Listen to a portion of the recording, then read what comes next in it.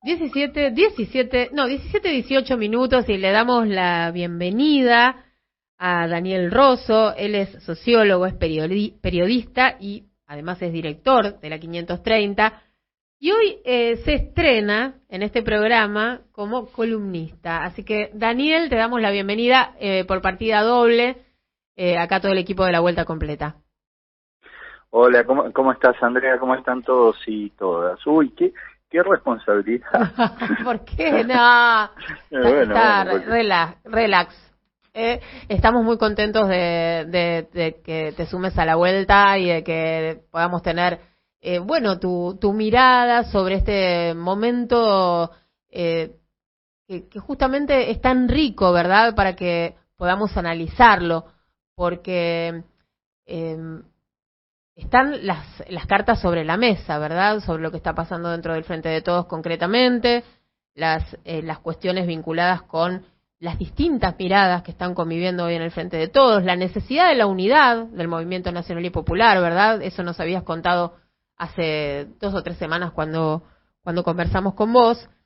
Y cómo también los medios están trabajando sobre esa agenda, ¿verdad, Daniel? Bueno, sí, lo que llamamos los grandes medios o los medios hegemónicos también juegan, y cómo juegan, ¿no? Por ejemplo, con el tema de la discusión de los planes sociales que introdujo la Vicepresidencia de la Nación, una buena parte de estos grandes medios intentan operar para que la discusión sea planteada como una especie de táctica de poder y no de despliegue de políticas públicas. Es decir, se presenta el accionar de Cristina como una iniciativa, esto de discutir, transformar, modificar los planes sociales, no efectivamente como un intento de integrar más a un sector de los pobres estructurales de la Argentina, sino como un modo de consolidar su alianza con gobernadores e intendentes, es decir, como un paso de su armado electoral. Uh-huh. Y como ustedes saben, la electoralización de la discusión es un instrumento de despolitización, porque efectivamente la discusión se presenta como una instancia de acumulación o como un tratado o como un intento de trasladar recursos entre sectores dentro del Frente de Todos, es decir, trasladarlo de los movimientos sociales a los gobernadores y los intendentes, y en ese proceso se pierde lo específico de la discusión política. Exacto. ¿Y cuál es lo específico? Bueno, ¿cómo se hace en una economía que crece y que hoy tiene solo un 7% de desocupación, para transformar los planes sociales en trabajo y transformar el empleo en empleo con derechos, ¿no? Justamente, Daniel, hoy estábamos conversando con Víctor al principio del programa sobre este tema, pero bueno, en otros términos, ¿no? No desde el punto de vista del análisis, sino de la observación directa de lo que está pasando hoy en los medios, que se está adelantando la contienda electoral directamente.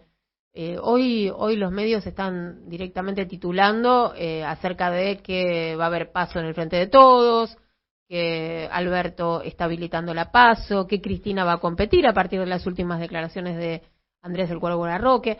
En fin, hay un clima electoral en un año en donde los problemas que agobian a argentinos y argentinas son otros y que todavía están en suspenso de cómo van a ser resueltos. A ver, estoy muy de acuerdo con lo que decís. ¿Qué significa electoralizar la discusión, transformar la discusión en electoral? Bueno, seguir desvinculando la política de las necesidades de la sociedad. Uh-huh.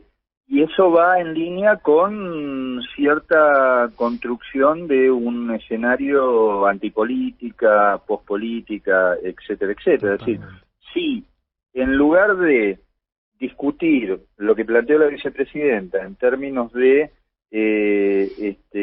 transformar los planes sociales e integrar a un sector de los pobres estructurales a la economía formal, lo que se plantea es que ahí hay una simple táctica electoral para construir alianzas, efectivamente se pone la discusión lejos de la sociedad, o sea, lejos de los problemas de la sociedad. Y más aún, una discusión como esta en donde lo que hace la vicepresidenta es se coloca en un lugar que está siendo reivindicado por el polo neoliberal. Es decir, cuando el polo neoliberal dice que los planeros trabajen, lo que hace la vicepresidenta es se coloca en ese mismo lugar, le saca el costado estigmatizador, por supuesto no dice planeros, y dice efectivamente hay que hacer eso, hay que transformar esos planes sociales en trabajo. Entonces, en silencio, Cristina intenta ocupar el espacio de las demandas de la otra coalición y las traduce como políticas públicas no neoliberales, porque quieren que los planeros, podría decirle Cristina a estos sectores neoliberales, quieren que los planeros se incorporen al mercado de trabajo, bien, córtenla con la estigmatización y diseñamos políticas públicas para ellos, transformemos a los planes sociales en empleo con derechos. Entonces, lo que hace es colocarse en un lugar que intenta ser colonizado por el neoliberalismo, ¿no? Uh-huh. Está claro, Daniel. El tema está en desarrollo, podemos decir, ¿no? Como muchas cuestiones en la Argentina.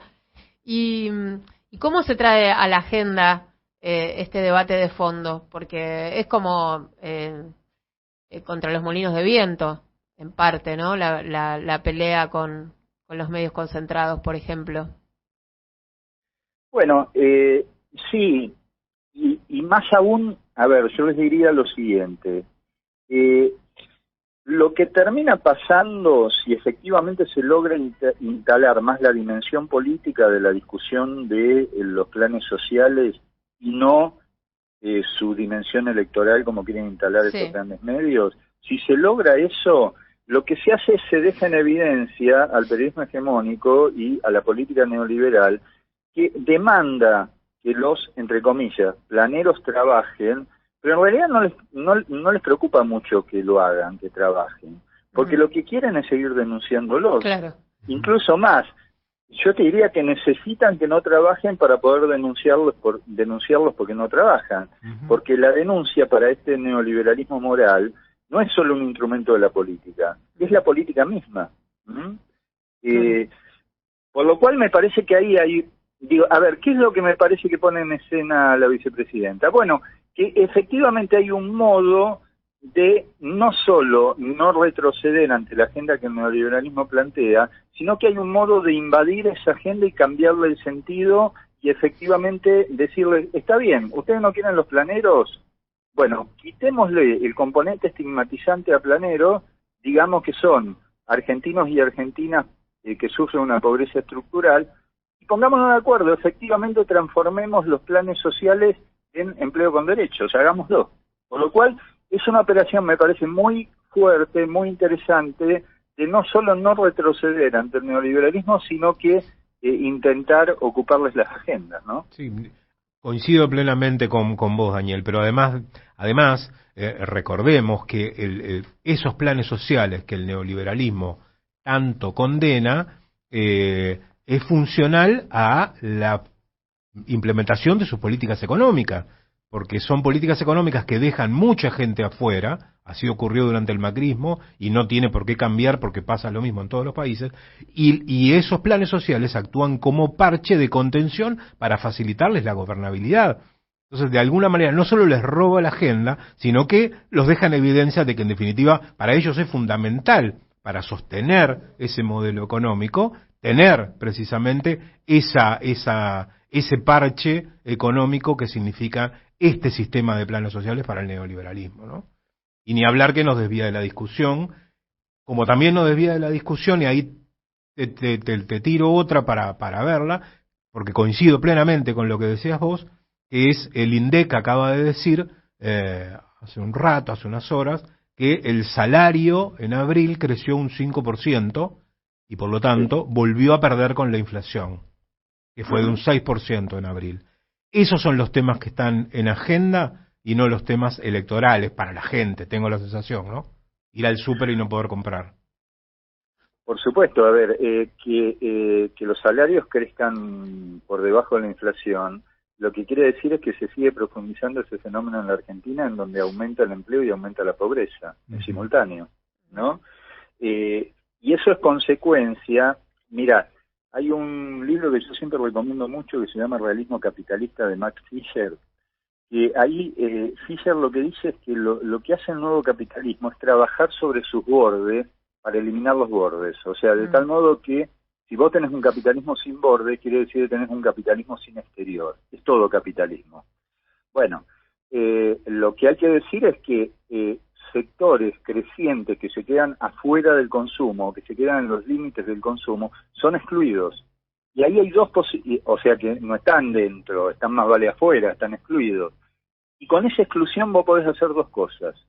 Podés efectivamente administrarlo como exclusión, es una parte que está afuera y entonces lo administro esa exterioridad, le tiro algunos ingresos para que sobrevivan, para que no mueran, para decirlo terriblemente, o hacer lo contrario, tenés una política de integración.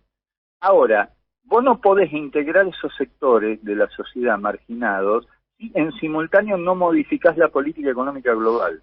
O sea, no los integrás con cualquier política. O sea, la política que los sacó, que los desintegró, no es la misma que lo puede integrar. Entonces, una política de transformar esos pobres estructurales en empleados formales, en empleados con derecho, exige de un modelo económico con mayor profundidad que se implementa actualmente. Que el que está vigente hoy en la Argentina. Clarísimo, clarísimo, Daniel. Te agradecemos mucho por todas estas cosas que nos dejas para pensar y reordenar lo que venimos discutiendo, ¿no? Día tras día, siguiendo de cerca la coyuntura. Me quedé pensando, y te dejo, no sé si tiene estricta relación, pero cuando vos decías recién, porque bueno, todos los debates siempre uno los lleva para su, ¿no? Para su territorio, seguro, para su lugar de... agua para su molino, como se dice. Sí, pero vos decías recién, entre tantas cosas, que la oposición está todo el tiempo montada o trabajando o articulando en torno a la denuncia. Y bueno, y me preguntaba si nuestra profesión, la de comunicadores, también no está invadida por ese tic, ¿no? Por ese modo de ver qué es el periodismo, ¿no? El periodismo como una herramienta de denuncia, solamente como una herramienta de denuncia. Y esto viene, ¿no? De los 90 para acá, bueno, agudizándose, y el periodismo tiene otras funciones sociales, no solamente la de ser el ¿cómo era que se decía? El tábano o el aguijón. Exacto. O sea, es una, sin duda. Pero después hay otras, ¿no? La del servicio a la comunidad, la de chequear fuentes, la de aproximar información fidedigna, que el que escucha confíe, ¿no? Que eso que vos le estás diciendo es cierto y es real y no es una operación. Y se han instalado muchas noticias falsas en torno también a la cuestión de el periodismo denunciador continuamente. Bueno, digo, estoy de acuerdo, el periodismo debería, y creo que la 530 hace un gran esfuerzo y lo hace bien, de ciudadanizar, o sea, ayudar a el proceso de intervención en la esfera pública, que no es solo en la elección, sino en todo momento.